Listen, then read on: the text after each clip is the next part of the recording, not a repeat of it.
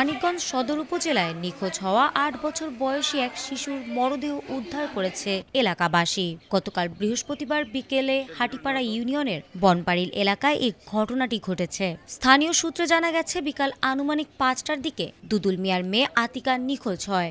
নিখোঁজের পরপরই পরিবারের পক্ষ থেকে সামাজিক যোগাযোগ মাধ্যমে বিষয়টি ছড়িয়ে দেওয়া হয় এবং এলাকায় মাইকিং করে খোঁজ করা হয়। তবে দীর্ঘ সময় খোঁজাখুঁজির পরও তার কোনো সন্ধান পাওয়া যায়নি। পরে রাত আনুমানিক 10টার দিকে বাড়ির পাশের একটি ভুট্টা খেতে হাত পা বাঁধা অবস্থায় আতিকার নিথর দেহ দেখতে পান স্থানীয়রা। খবর পেয়ে এলাকা জুড়ে শোক ও ক্ষোভের সৃষ্টি হয়। প্রাথমিকভাবে ধারণা করা হচ্ছে, স্বর্ণের দুল ও গলার চেইন লুটের উদ্দেশ্যে শিশুটিকে হত্যা করা হয়ে থাকতে পারে।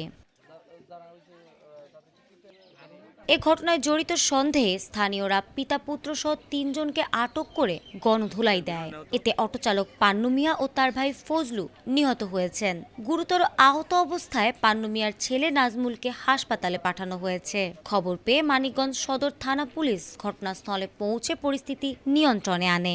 মানিকগঞ্জ সদর থানার অফিসার ইনচার্জ ওসি মোহাম্মদ ইকরাম হোসেন বলেন, শিশুটির মরদেহ উদ্ধার করে ময়না তদন্তের জন্য পাঠানো হয়েছে।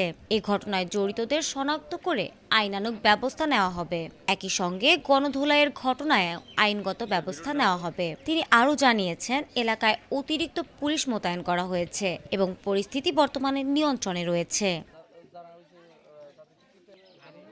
Desk report, ATN Bangla.